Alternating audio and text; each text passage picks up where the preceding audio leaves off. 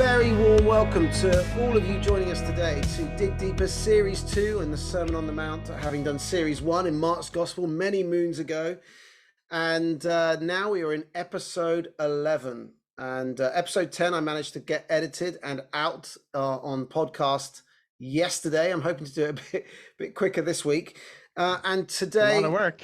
It is quite a lot of work. Yeah. It's more than you think. And certainly for somebody... That's not something they train you for at theological college, Stephen. So no, it's going to be podcast the new thing. editing. Stephen, how are you this week? You were a bit under the weather last week. Are you any better? Still fighting it off. Still taking COVID tests. Still don't have COVID. So what else can we say? That's yeah. Well, I'm glad you don't have COVID. I'm not glad that you're under the weather and you're taking your life still into your own hands by. I'm still taking the trepidatious journey from my house to my shed, which now has lots of diggers and open pits and climbing over open trenches. You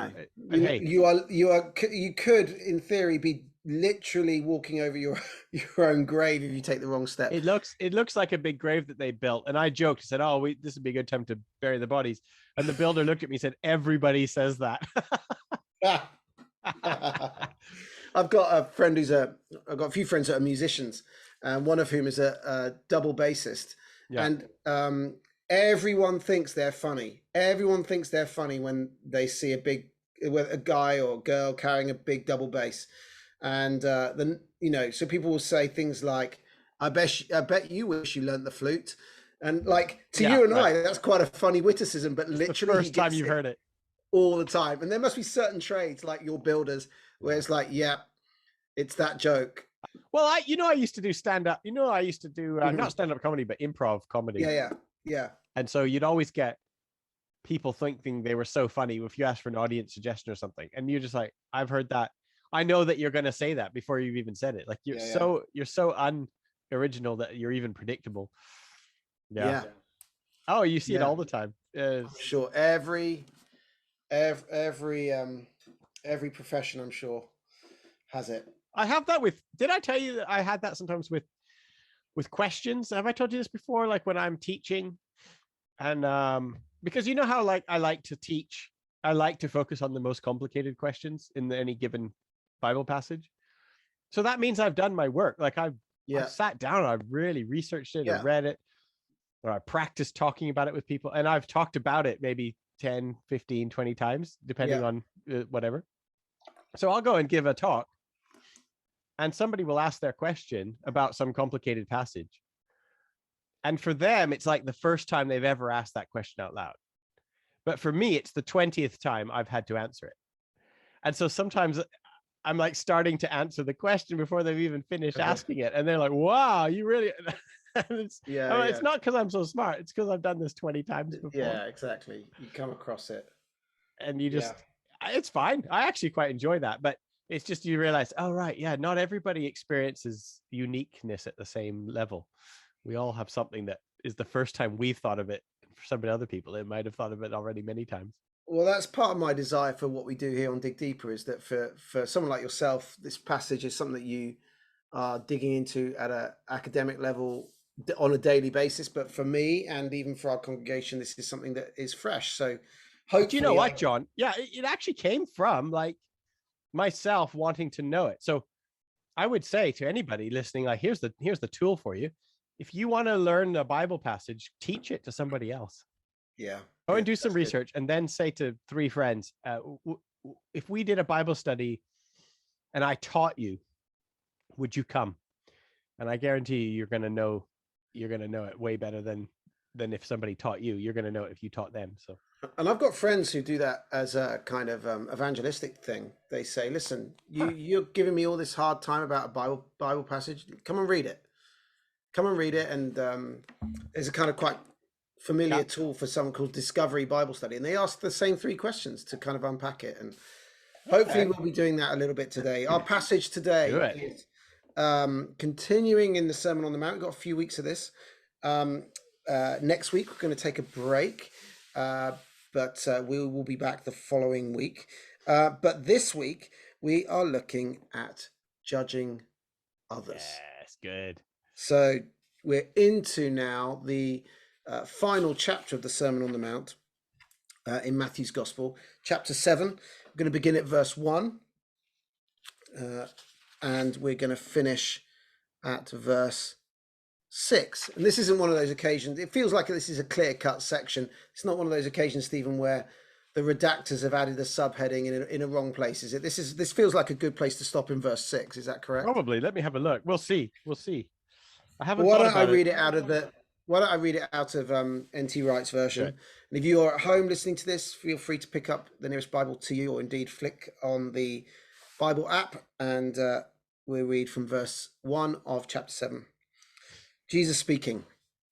Don't judge people, and you won't be judged yourself. You'll be judged, you see, by the judgment you use to judge others. You'll be measured by the measuring rod you use to measure others. Why do you stare at the splinter in your neighbor's eye but ignore the plank in your own? How can you say to your neighbor, here, let me get that splinter out of your eye, when you've got the plank in your own? You're just play acting. First, take the plank out of your own eye and you'll see clearly enough to take the splinter out of your neighbor's eye. Don't give holy things to dogs. Don't throw your pearls to pigs. If you do, they will trample them under their feet and then turn around and attack you. So, we're going to see where this takes us today. Fun. Good. Really interesting verse at the end there, which seems completely, in some ways, incongruous with the rest of it. I know. I mean, this is what, as soon as you read it, I was like, I bet you that's one of those ones where we probably shouldn't have put the chapter break. Yeah. Do you ever use that in your life? The do not throw to dogs what is sacred? I don't personally, but I'm aware of it. It's like one of those idioms that kind of has made its way into the English language, right? And people use it, but I don't think necessarily people use it necessarily in the right way. I don't know if there is I mean, if it is just in some ways, it's a fairly straightforward idiom, isn't it? I mean, don't give what's holy to dogs lest they turn and devour you. Like, it's not that. Is it complicated? Yeah, but then you got we had the talk on Sunday done by my associate was great, and it looked a lot at what it means for us to throw pearls to swine, as it was in the NIV version. Right. But we'll come on to that.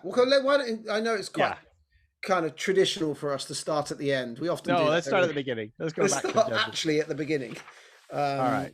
So we have just covered the subject of money. Money led to worry, quite literally, and we looked at where we want to be present in today. That's where we were left. You know, Jesus saying, "Don't worry about tomorrow; it's got enough worries of its own. But think about where you are today, and be present in today." And so we lead from that into this whole subject of judgment. So, Stephen, where should we start? Well,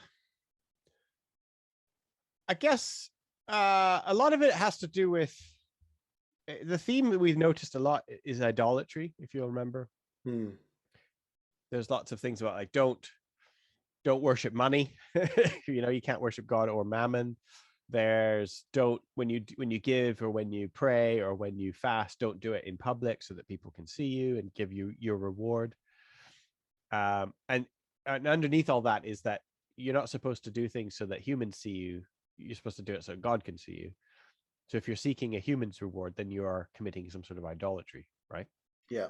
So this is what's happening here in this judging passages as well. It's part of that same theme, which is don't assume for yourself a role that only God can do. And another thing that we'll remember is earlier on when Jesus talks about calling your brother Raka, right, a fool, but that kind of use is like where you just sort of are dismissing them completely from your life. Well, and we discussed it. I remember that there's a whole kind of element of which it's a dehumanizing thing, isn't it? You know, Raka it's like they are lesser than human, right? And so think what it feels like to look at another human being and say, you're nothing, you're not even human, you're nothing to me, right? That famous insult, like, you're nothing to me, you're dead to me. Like, think of what it feels like to look at a person and say that about them. So that's the feeling we have when we're talking about judging. All right. Okay. So the word is krino, which is the Greek word. And much like in English, the word in Greek, the word judge can cover quite a lot of territory. So there are other types of judge. So we have one word that kind of covers more than one action, right? Yeah. So a headline would be like, actually somewhere else in the New Testament, Jesus says, stop judging and make a right judgment. They're like, well, what does that mean? So yeah, when he says that sounds contradictory, right? Right, because it's the one word that just does double duty. Yeah. So Okay. the thing you're not, this is the headline, the thing you're not supposed to do is what that form of condemnation or judgment when you look at another person and say, you're nothing to me. You have nothing more to offer. When you're the judge, jury, and the executioner, right? You've decided that this person is done. That's condemnation. And we could call that judging. There is another type of judgment which we are supposed to do. So the kind of judgments where you are determining right from wrong or good from bad. I mean, the whole Sermon on the Mount is an attempt to help people do that. So it's not saying do not determine what's right and what's not right. Right. It's do not look at a human and kill them in your heart. Yeah? Yeah. Okay. Yeah. So I also like to think of that there is such a thing as good judgment. Have a think. Like I've done this before. I mean, I'll do this with the listeners as well. But tell me, what is your favorite movie? We were talking about movies earlier. What's your favorite movie? I think my favorite movie it's quite typical, but it's Shawshank Redemption. Right. Okay. So your favorite movie, and I think maybe mine is, I don't know, I quite like the Royal Tenenbaums, maybe, I don't know, Wes Anderson. But your favorite movie is your favorite movie. You cannot get that answer wrong. Yeah. Okay. Because if you had said, oh, my favorite movie is watching paint dry, I put an iPhone up next to some paint and I watch it dry, and that's my favorite movie. It's still correct. Yeah. That's still your favorite movie. Yeah. Even if there's not a single good reason for it, even if that would lose every single awards ceremony, even if no film critic in the world would ever agree with you, it's still your favorite movie. Yeah. It's indisputable. Shawshank Redemption is John's favorite movie. Yeah. All right.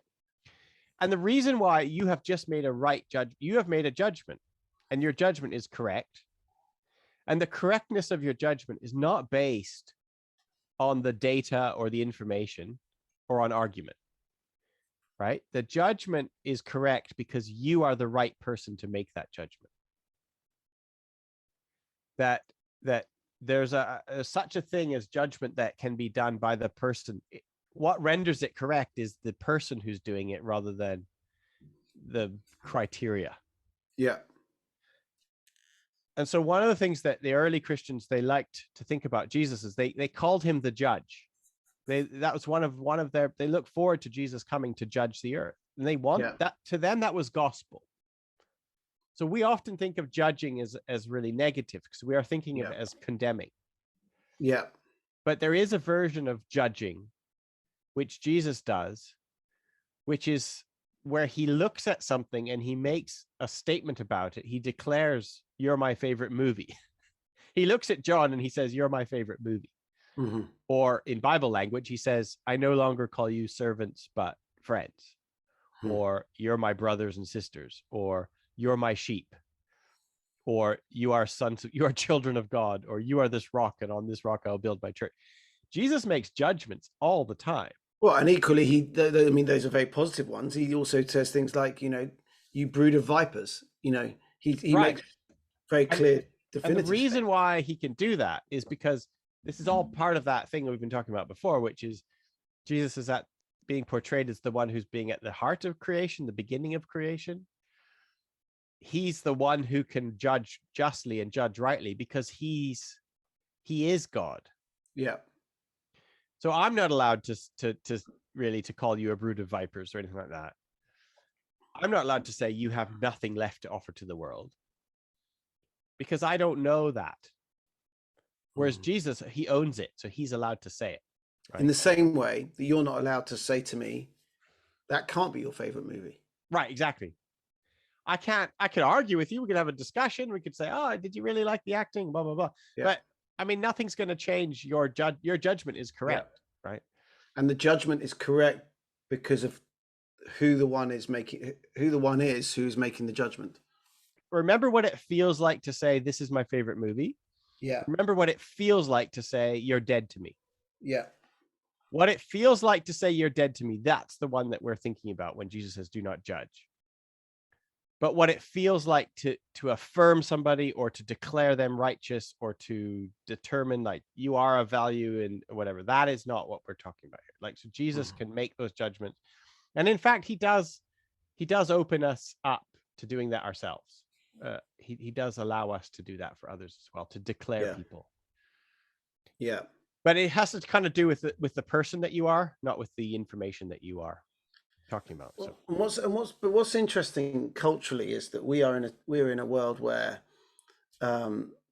even just simply making a judgment, a decision, like you said, what Jesus is not condemning here is a decision about what is right and wrong. What he's saying is, don't put yourself in the place of God. Don't I am the judge. We leave that up to God. He does that. And actually that's in an echo that happens all the way through these last recent passages. Don't worry. It's God's business to worry about tomorrow. This is kind of, we hand that back to him. We're not going to worry about that. Money, we're not going to worry about provision because that's God's to worry about. And so here we are again. It's like, don't think about what other people's, don't place yourself in God's shoes. But he's also not saying, like you said, he's not saying you can't make any judgments whatsoever. So, but what's interesting is that culturally, even making a judgment that is one for yourself, is subject to that itself. People feel. I think the words I'm trying to find is quite tricky, but it's like just because I believe something to be right or wrong, and I'm not imposing that upon anyone. It's just a view that I hold. Yeah. People say, "How dare you?" Yeah.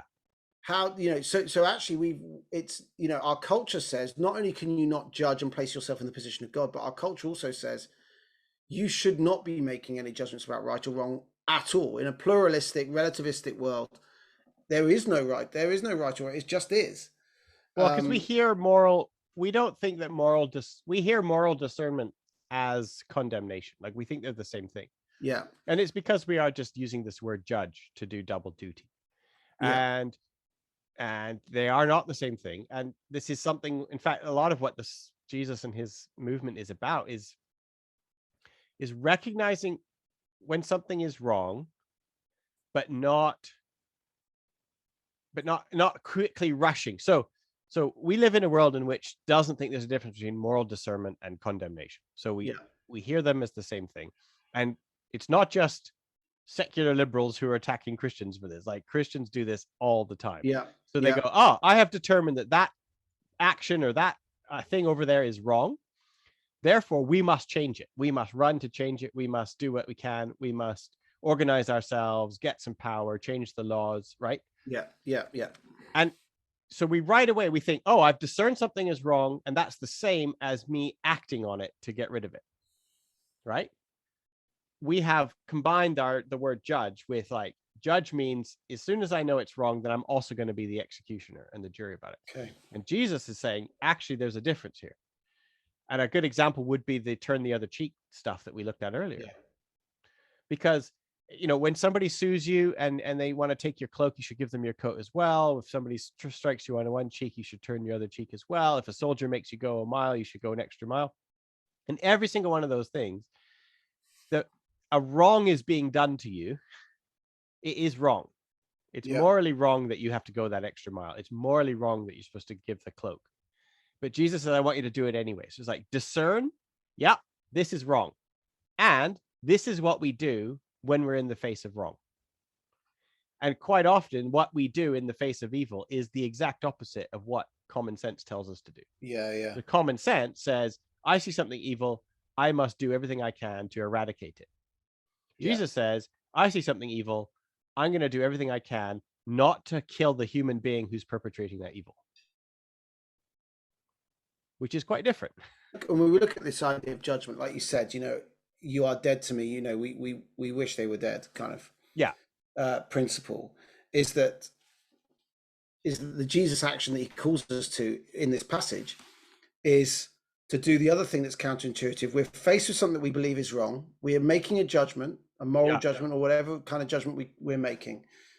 And Jesus says, now, interestingly, Jesus doesn't say that doesn't exist. They're not saying, he's not even saying that judgment in and of itself is necessarily a wrong judgment. What he's starting with, though, is saying before you even address the speck in your brother or sister's eye, look at the plank in your own. So he doesn't say that speck doesn't exist. He doesn't say that thing that you've identified is that thing that you've identified is still there. But do the thing that again is counterintuitive, which is what about the huge log you've got in your own? Can before we go on to the specks and the logs, you're absolutely right, and I do want to talk about that. But I wanted to pick up on something that you said earlier, which is you're talking about like we should let God be the judge. Like we shouldn't be the judge. We should let God be the judge. And we were talking about that. But then I quickly want to always say, but we shouldn't be we should be a judge. We are actually supposed to be judge. We are supposed to act like God. Okay, here's the thing, because you're not supposed to act like you think God acts. You're supposed to act like God actually acts. How do you know how God actually acts? Well, Jesus is what God looks like. Yeah. So you're not supposed to think, oh, well, God is the one who's going to smite you with a lightning bolt, so I don't have to do it because God's going to wipe you off the face of the earth. Guess what? God doesn't do that. Yeah. He judges your enemies with love. And in fact, even on the Sermon on the Mount, Jesus talks about the God who makes it rain on the just and the unjust alike. He makes a moral discernment. He says there are just and unjust, and we're going to feed and provide for everyone. So if you are supposed to act like God, frankly, you're just not supposed to act like your little image of God in your head. You're supposed to act like God really is, which is, instead of anger, he's slow to anger. It's his kindness that leads you to repentance. It's his submission to, we throw everything we can at God, and God takes it and even lets us kill him, which is mysterious, but that's the kind of image that Jesus is showing us, right? He doesn't call down fire on his enemies very pointedly. He doesn't get his angels to kill everyone. He doesn't do any of those things. And so he's like, don't stop acting the way you think God acts and start acting the way God actually acts. Yeah. Which is part of this judgment business. And that brings into it's your own sense of discernment, because so often inadvertently, or maybe not inadvertently, most of us, it's inadvertent, we make God in our own image. Yes. Right. Which is idolatry again, right? Which is idolatry again. So when you are the judge, jury, and executioner, when you are the one who says raka, when you are the one that does all these things, you are copying an image of, you are acting like a God that you invented in the first place. So the challenge that Jesus is leaving us is don't step away from judgment, but do so as though God would. Yeah, don't step away from moral discernment. Just step away from condemnation. Don't step away from you. So this is where the logs and the specks come in, right? And you're absolutely right. So in verse 5, he says, anybody who has, well, let's read it. So he says, how is it that you will say to your brother, let me take that straw out of your speck out of your own eye? Look, the beam is in your eye. First pluck the beam out of your eye, and then you will see clearly how to pluck the straw out of your brother's. So, I mean, note that the trajectory here is towards moral progress. I think you were right. The speck really does exist in this story, and so does the log. And he says, he doesn't say, pay attention to the log in your own eye and then have nothing to do with your brother. Yeah. He says, pay attention to the log in your own eye so that you can help your brother. Yeah. And he also doesn't say the speck doesn't matter. No. Actually, the end result of all of this is that the speck and the plank, or whatever translation you got, speck Yeah. and the plank are eventually removed. Exactly. And they're bad to have. Like, you don't want a speck in your own eye. You don't want that. Yeah. And so he's using a kind of a humorous exaggeration, but the trajectory here is not towards every man for himself, some kind of libertarian, utopia where everybody's just a law unto themselves, Yeah. Yeah. not some sort of isolation and everybody finds what's good in their own heart and then has nothing to do with anybody else. The trajectory is towards we are helping each other. Yeah. So there is a sense of discipleship here, or moral progress towards something. There's a horizon to which people are moving, right? Yeah. So we do talk about do not judge, and the people who, how do we say this? Like, Christians are so judgmental.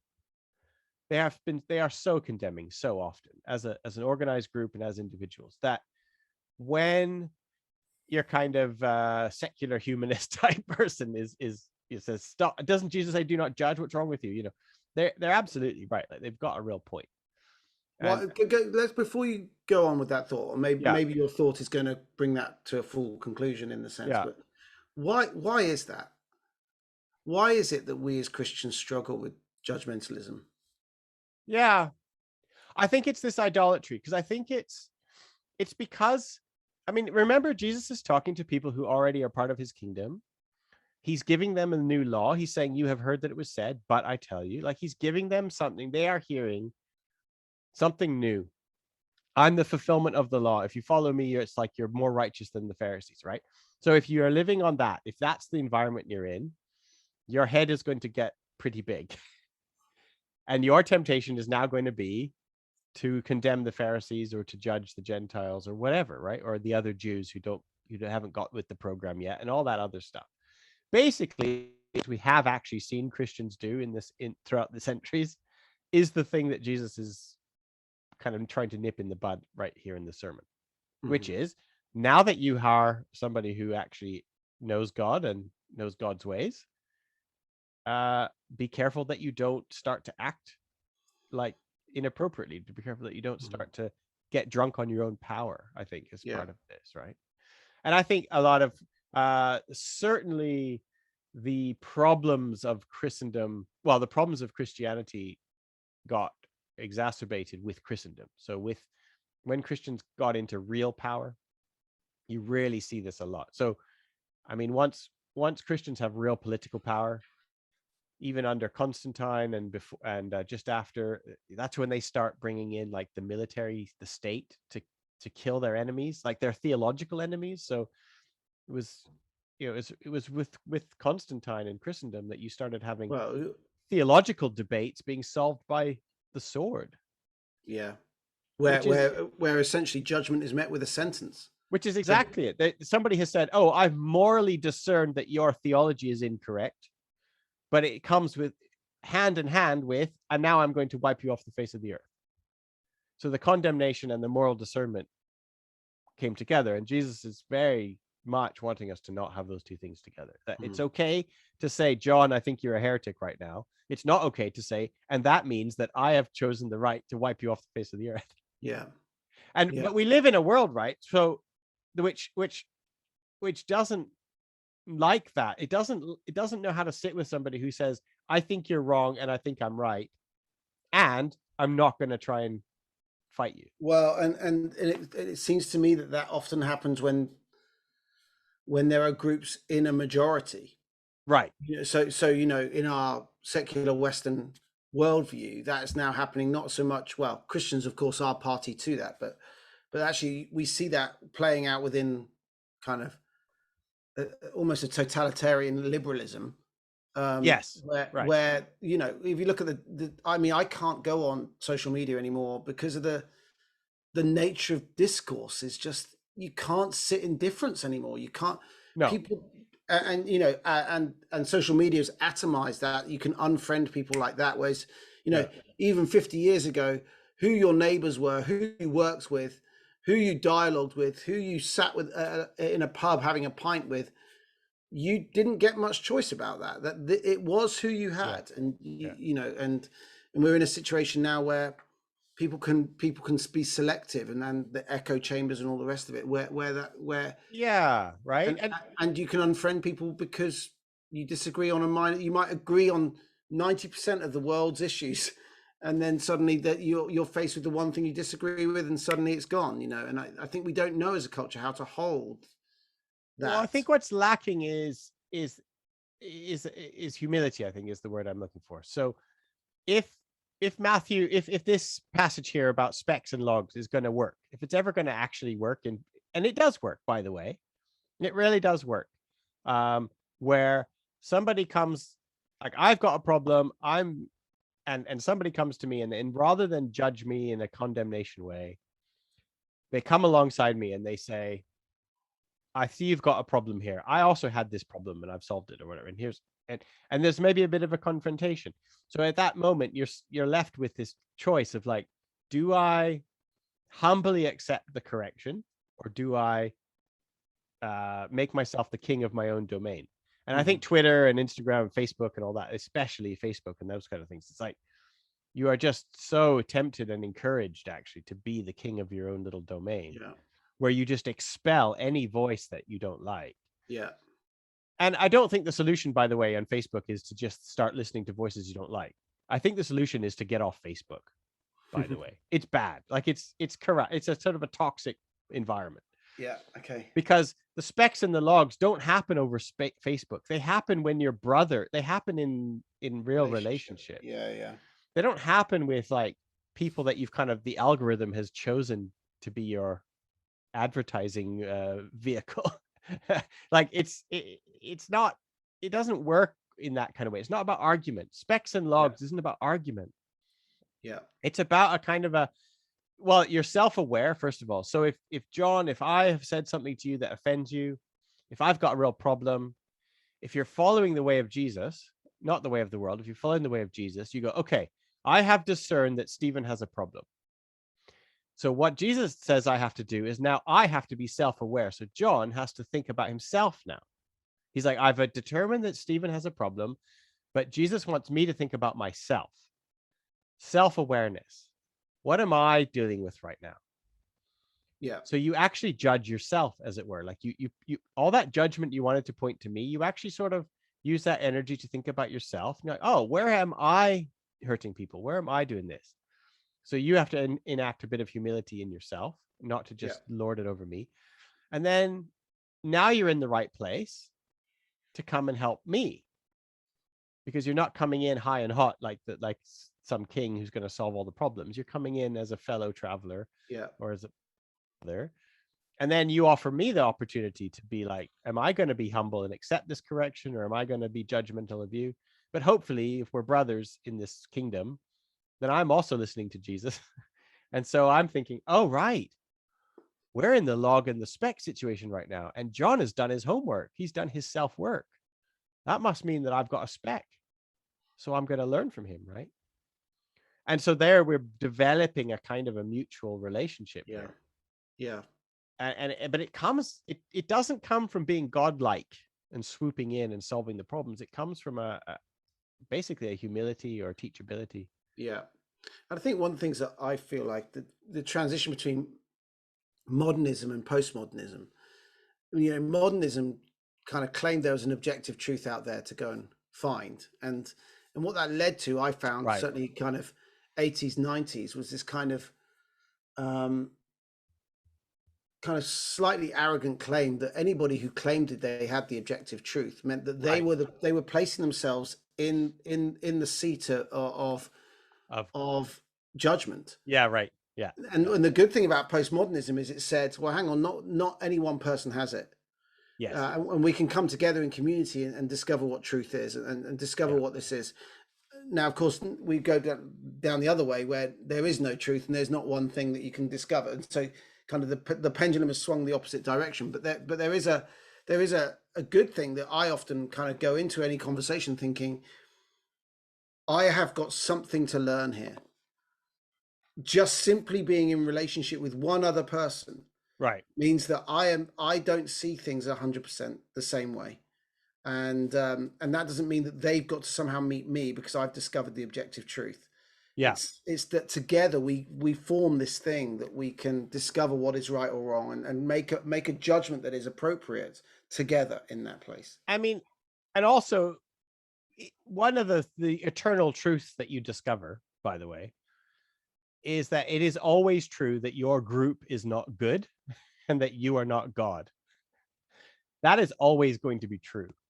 Like, your group does not have the final word on goodness, and you do not have the final all-seeing word of God. Yeah. And that is like an objectively true thing, or that's always true at all times. And it is also extremely of the moment. It always makes you have to think like, oh, right, I am always going to be aware that whatever it is that I think my group has, it doesn't have everything. Yeah. So it sort of is where postmodernism and modernism meet, Yeah. because there is such a thing as eternally true truths, Mm-hmm. and the eternally true truths are always throwing you back into the moment to reassess where you are right now. So helpful. And that's part of what's going on here, because if you think of how the restored kingdom of Israel, so if the Sermon on the Mount is a restored kingdom, which it gets described that way, and later on in the book of Acts, the disciples are going to ask for the restored kingdom, and Jesus is going to offer them his Holy Spirit and this kind of stuff. But one of the visions for the restored kingdom was that you no longer have any need of kings or priests or leaders, but that every person will have the law in their own hearts. They won't need teachers anymore. They won't need policemen. And the law is going to be in your hearts. You won't need to be asking other people, what do I do?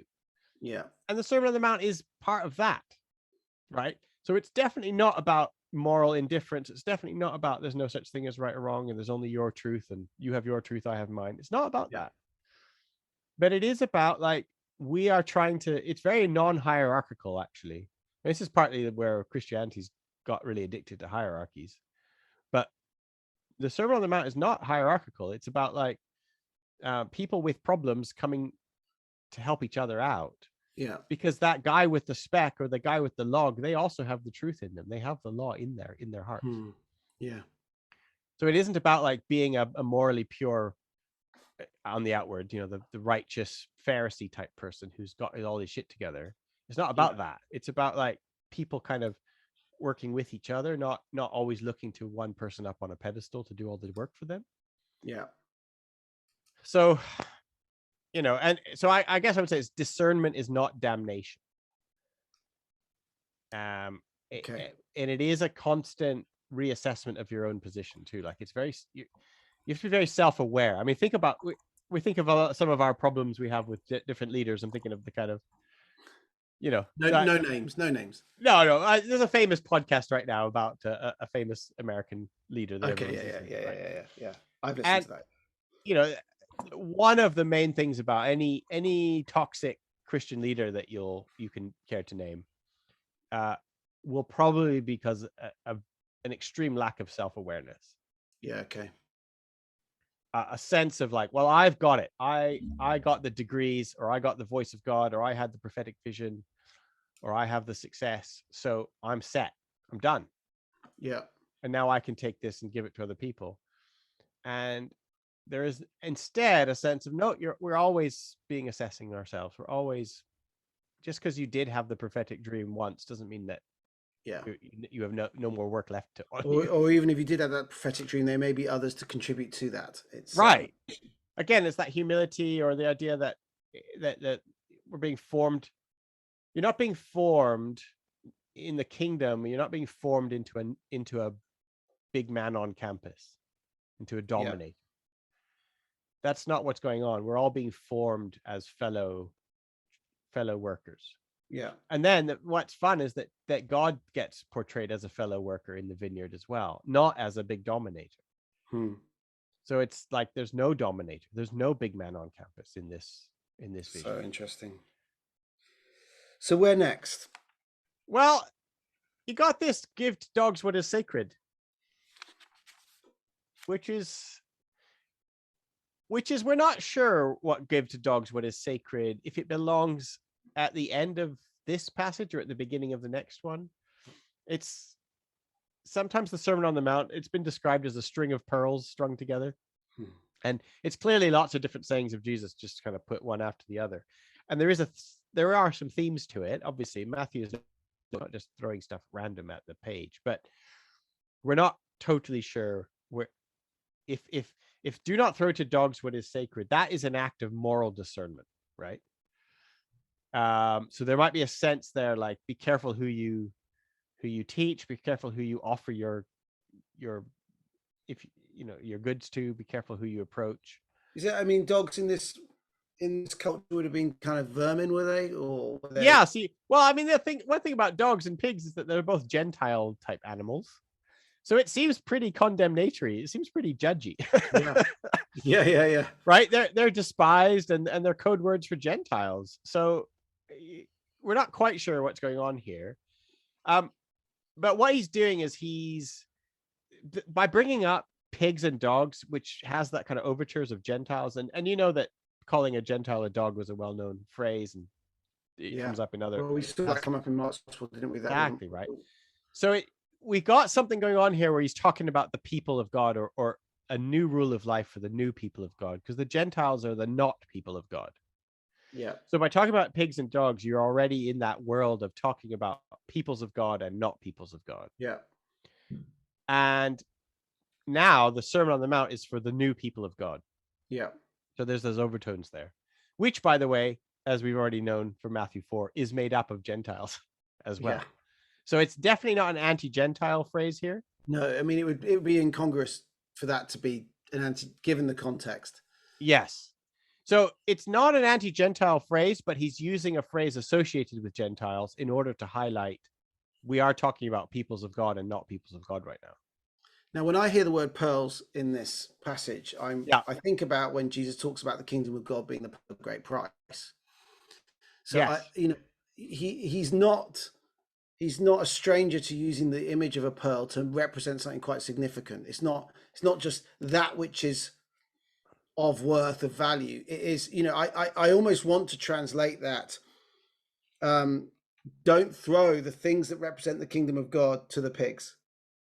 Yeah. So I almost wonder if they're synonymous.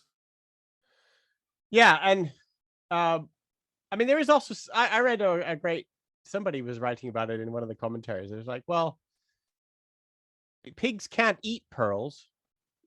So you got to give pigs what they can actually eat. Like, so there's a sense of like, well, don't throw to pigs what they can't eat, because otherwise they'll just trample you. Yeah. Throw pigs stuff that they actually think is useful and valuable, right? So that's another interesting sense. There's a sense of humility there as well. It's like, don't just teach people what you think they need, give people what they actually need. Yeah.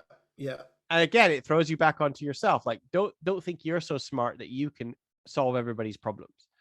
And that could be a connection there to the log and the spec, because it's like, give pigs what pigs need. Don't give pigs what you think they need, what you think is valuable, right? And there's also something there here about keeping your own house in order. So if it has to do with people of God and kingdom of God, the idea, do you remember they quite often are sort of focusing on insiders and outsiders in these stories? Yeah.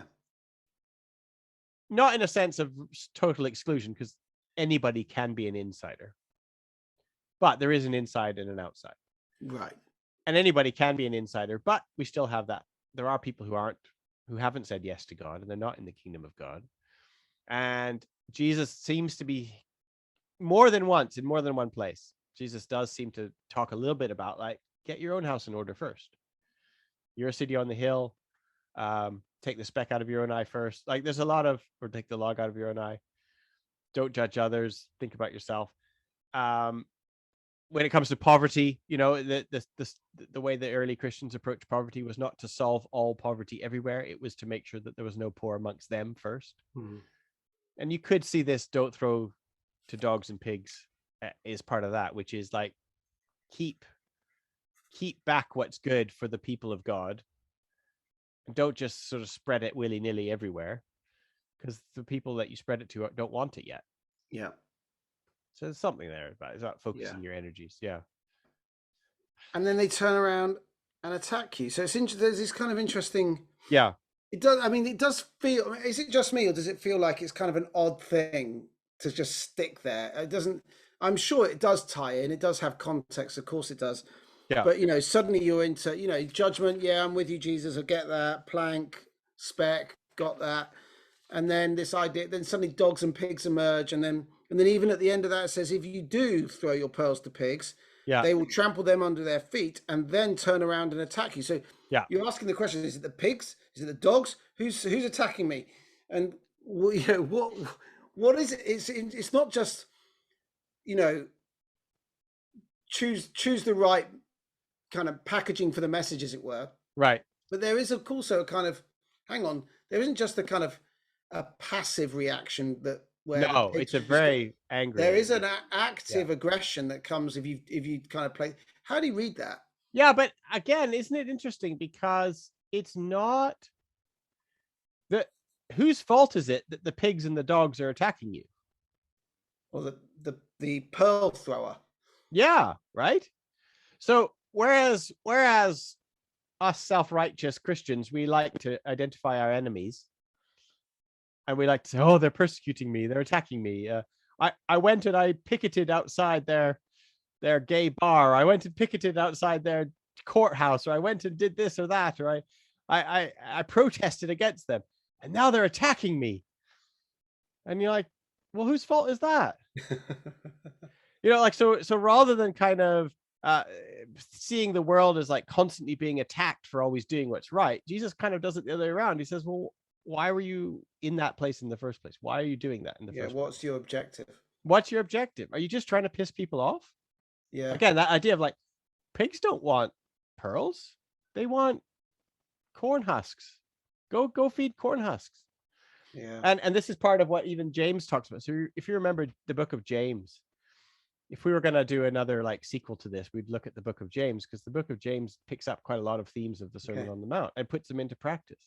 And really famously, James is the one who says, what good is it if you talk about the gospel to somebody and they're hungry? Right? The religion that God requires is this, that you take care of widows and orphans. And that's could be similar here. It's like, why are you preaching to people? They don't want preaching. They want help. They want food. They want friendship. Why are you throwing something to somebody that they don't even want? If they attack you, that's your own fault. That's not their fault. It feels to me like, as we bring it to a close, there's this kind of theme of listening, the posture of one that listens to ourselves. Where are the things in our own lives that we need to remove? Listen to those that we are feeding, as it were, and what they need rather than what we think they need. It feels to me like there's a posture of just listening first and speaking and judging later, and that feels really, really critical and really important. Well, especially for people like you and me, whose job it is to talk a lot. Well, yeah, we set aside an hour every Thursday to talk, just the two of us. So maybe we should do some listening. Yeah, well, on that note, Stephen, thank you for joining us this evening. Oh, thanks, John. Thanks, friends. Next week we have Graham Tomlin actually speaking on Sunday on his latest book, Why Being Yourself is a Bad Idea. And so we won't be following up that with a dig deeper with Stephen, but we will in the following weeks. So look out for those as the weeks go by, to take us ever closer to Christmas. See you soon. You said it. You said the C word. I did say it. I'm going to pray though. Lord, I pray that you would help us have the humility to look at the plank, the beam in our own eyes, before even attempting to help our brother and sister out with the speck in theirs. Give us a humility to listen to those that we might share you with, and ask ourselves the question, how it is that we can serve and love them the most. Lord, thank you for this time together, and I pray that your Spirit would fill us afresh. Amen. Stephen, another great week. Amen. And so grateful for your time. Have a good one. Oh, well.